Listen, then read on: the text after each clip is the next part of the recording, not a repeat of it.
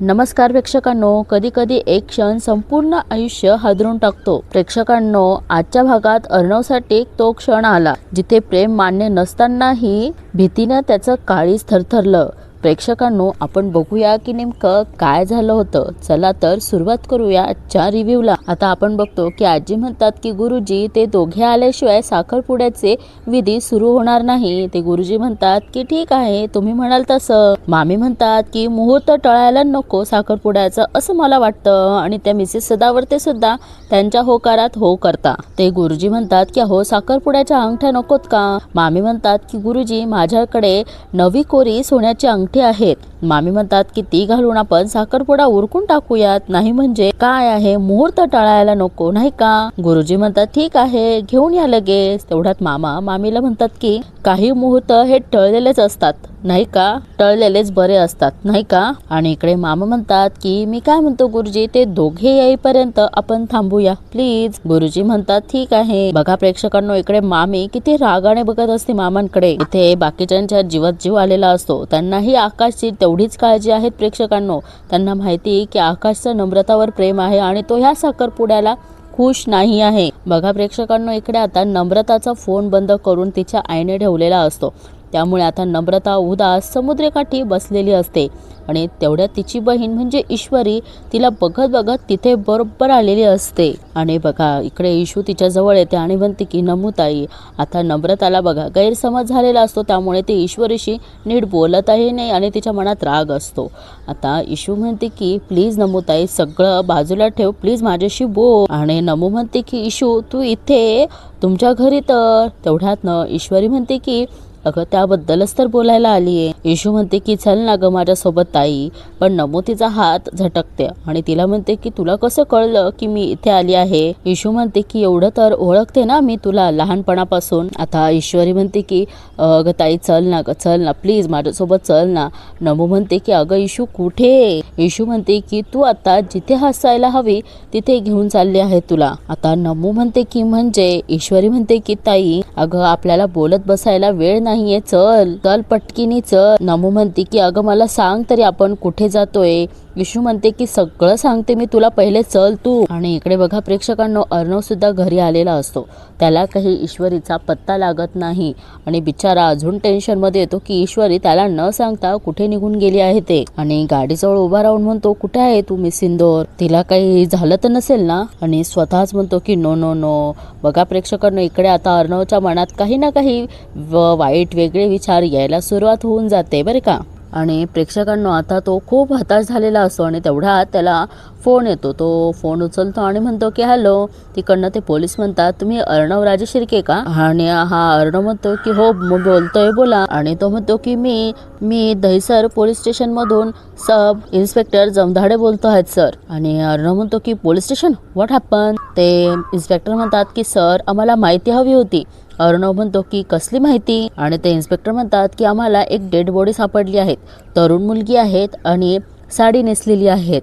बघा आता एवढंच बोलल्यानंतर आता अर्णवच्या पायाखालची प्रेक्षकांनो जमीन सरकून गेलेली असते आणि तो फोन लगेच कट करून देतो. आणि बघा आता त्या इन्स्पेक्टरला काय माहिती असतं की अर्णव कुठल्या टेन्शनमध्ये आहे ते.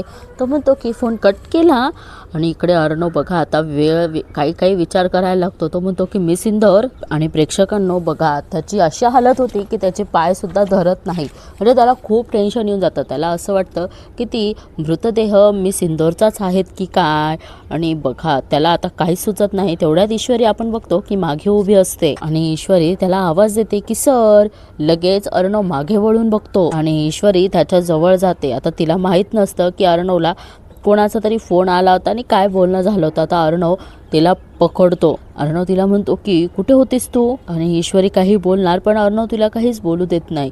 तो म्हणतो की कुठे निघून गेली होती कोणाला न सांगता, असं का निघून गेलीस तू? ईश्वरी म्हणते की सर. अर्णव म्हणतो की तुला माहिती का मी किती टेन्शन मध्ये होतो ते, कुठे कुठे शोधला आहे मी तुला. अर्णव म्हणतो तुझ्या घरी गेलो होतो मी, तो तिथे कुलूप होतं डोरला, तुमचे सगळ्यांचे फोन स्विच ऑफ. असं का वागता तुम्ही, का वागलीस असं तू? हा. अर्णव तिला म्हणतोय की तुला जर काही झालं असतं तर काय केलं असतं मी? हा. आणि बघा आता अर्णव म्हणतो इतकं टेन्शन होतं की मी पोलीस. तेवढ्यात ईश्वरी म्हणते की पोलीस कुठून आले मध्येच? अर्णव म्हणतो की तू सापडत नव्हतीस म्हणून पोलीस कंप्लेंट करणार होतो मी. अर्णव तिला म्हणतो की असं इररिस्पॉन्सिबलीपणे वागायचं नाही आणि मला न सांगता कुठे जायचं नाहीस तू, कळलं का? Got it? मी टॉलरेट नाही करणार आहे हे, मी शेवटचं सांगतो तुला. ऑलराईट. आता इकडे बघा, ईश्वरीला आहे ना अर्णवची हे अवस्था बघून किंवा त्याचं हे बोलणं ऐकून मात्र हसायला येत आहे हां. आणि अर्णव बघा, अर्णव म्हणतो की अगं तू हसतेस आणि इकडे मला काय टेन्शन आलं आहे हे तुला कळत नाही आहे. आणि ईश्वरी म्हणते की सर तुम्ही शांत व्हा, मला आहे ना गंमत वाटते. अर्णव अजून चिडतो आणि म्हणतो की कसली गंमत? तुला गंमत वाटते? ईश्वरी आता अर्णवला शांत करण्याचा प्रयत्न करते आणि म्हणते की सर शांत व्हा, माझं ऐकून तरी घ्या. इकडे अर्णव म्हणतो की मला नाही शांत व्हायचं आणि मला नाही ऐकायचं. आता बघा, अर्णवचा राग शांत करते आणि त्याचा राग शांतही होतो. ईश्वरी म्हणते की सर एकदा शांत व्हा आणि माझं ऐकून तरी घ्या. आणि मग ईश्वरी त्याला बरोबर समजून सांगते आणि म्हणते की तुम्हीच म्हणतात ना आपलं लग्न हे लवलेस मॅरेज आहे, काळजी प्रेम काहीही नाहीये. ती म्हणते की मग आता हे जे काही झालं ते काय होतं? आणि प्रेक्षकांनो यावर मात्र आता अर्णव निरुत्तर झालेला असतो. म्हणजे बघा, त्याने त्याची काळजी प्रेम हे सगळं ती नाही आहे म्हणून आता तिला सगळं बोलून देखील दाखवलेलं असतं. आता यावरच ईश्वरी बरोबर त्याला त्याच्याच भाषेत समजावून सांगत असते आणि त्यामुळे अर्णव आता निरुत्तर झालेला असतो. ईश्वरी त्याला म्हणते की मी काही तास दिसले नाही, माझा फोन बंद होता म्हणून तुम्ही इतके बेचैन झालात. ईश्वरी म्हणते की आपलं नातं हे फक्त जगाला दाखवायला आहे असं तुम्हीच म्हणता, तरी सुद्धा तुम्ही इतके अस्वस्थ झाला आहात. आणि मग नमू ताईचं आणि आकाश भाऊजींचं एकमेकांवर जीवापाड प्रेम आहे. त्या दोघांना एकत्र जिंदगी घालवण्याची देखील इच्छा आहे आणि अशा दोन लोकांना आपण वेगळे करणार आहोत. आता ईश्वरी म्हणते की लवलेस मॅरेज मध्ये आपण दोघं म्हणजे काही तास सुद्धा वेगळे राहू शकत नाही. मग असे दोन लोक जे एकमेकांवर जीवापाड प्रेम करता, ईश्वरी म्हणते की ते कसे राहू शकतील ओ एकमेकांशिवाय, कसे जगू शकतील? आणि जरीही जगले तरीही त्याला जगणं म्हणता येईल का? ईश्वरी त्याला म्हणते की सर कोणावर प्रेम करणं हा गुन्हा आहे का? नाही ना, मग आपण कसली शिक्षा देतो आहे त्या दोघांना?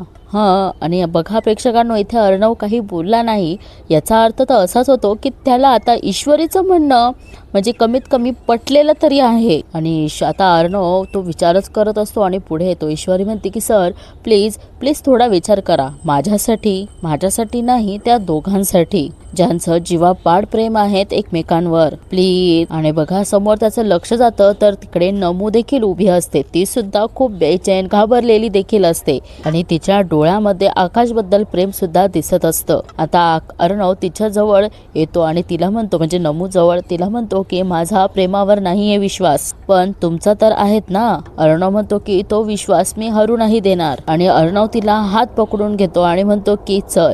बघा आता प्रेक्षकांनो, इकडे नमूला सुद्धा कळत नाही की आता जिजू काय करतील ते. आता अर्णव तिचा हात पकडून तिला मध्ये नेत असतो. आता ईश्वरी पण त्याच्याकडे बघतच असते आणि ईशू मनोमन म्हणते की सर तुमचा पण बसेल एक दिवस प्रेमावर विश्वास. तुमच्या डोळ्यात आज जे पाहिलं ते प्रेम होतं. तुम्हाला नसेल माहीत पण मला कळलं आहे आणि मी तयार आहे तुमच्या प्रेमाची वाट बघायला.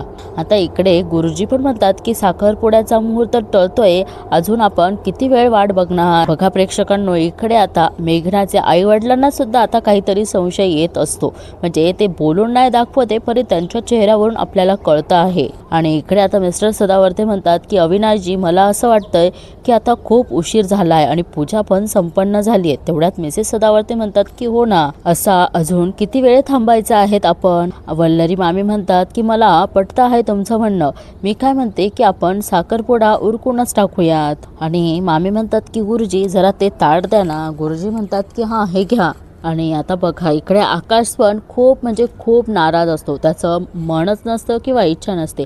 आता मामींच्या इच्छेखातर मामीने जी धमकी दिली त्या खातर आता आकाश इथे साखरपुड्याला उभा राहिलेला आहे. मामी म्हणतात की आकाश ही घे अंगठी आणि घाल तिच्या बोटात. मामी म्हणतात की राहा उभे राहा, किती गोड थोडा दिसतोय. आणि इकडे मिसेस सदावर्ते यांनी सुद्धा मेघनाच्या हातात अंगठी दिलेली असते. आणि प्रेक्षकांनो आता बघा इकडे मेघनाने लेफ्ट हँड वरती केलेला असतो, म्हणजे त्याने त्या बोटात तिच्या अंगठी घालावी. आणि इकडे मामी म्हणतात की अरे आकाश बघत काय उभा आहे, मेघनाच्या हातात अंगठी घाल ना. प्रेक्षकांनो इकडे बघा, कोणाच्या चेहऱ्यावर आपल्याला आनंद हास्य दिसत नाहीये. सगळेजण टेन्शनमध्ये किंवा संकोचमध्येच दिसत आहेत. आणि इकडे आकाशला देखील बघा, त्याने नमूला प्रपोज केलं होतं तेव्हा नम्रताच्या हातात त्याने अंगठी घातलेली होती. त्याला ते सगळं आठवत असतं आणि तो तेव्हाच तिला आय लव्ह यू देखील असं म्हटलेलं असतो. आणि तेव्हा नम्रताने सुद्धा तिचं त्याच्यावर प्रेम आहे हे देखील कबूल केलेलं असतं. आणि आकाश सगळ्या त्या आठवणी मिस करत असतो. आणि बघा इकडे मामी म्हणतात की आकाश काय घालणार अंगठी. आता आकाश मेघनाच्या हातात अंगठी घालणार तेवढ्या तिकडनं अर्णव म्हणतो की थांब आकाश. आणि सगळेजण आता अर्णवकडे बघतात. आकाश, मेघना म्हणजे सगळेजण. आणि प्रेक्षकांनो अर्णवने असा हाक मारल्यानंतर बघा अर्णव नम्रताला घेऊन डायरेक्ट मध्ये आलेला असतो. आणि तिच्या पाठोपाठ म्हणजे त्यांच्या पाठोपाठ ईश्वरी देखील मध्ये आलेली असते. आता बघा अर्णवने नम्रताला आणलेले म्हणजे ही कोण मुलगी आहेत हे बाकी म्हणजे मेघनाला किंवा तिच्या आईवडिलांना माहीत नसतं. पण आता आकाशला तर माहीत आहे की ही नम्रता आहे जिच्यावर आपलं प्रेम आहे. आणि सगळ्यांना आता नम्रताला बघून सगळेजण शॉकमध्ये जातात. मामींना तर खूपच मोठा धक्का देखील बसलेला असतो.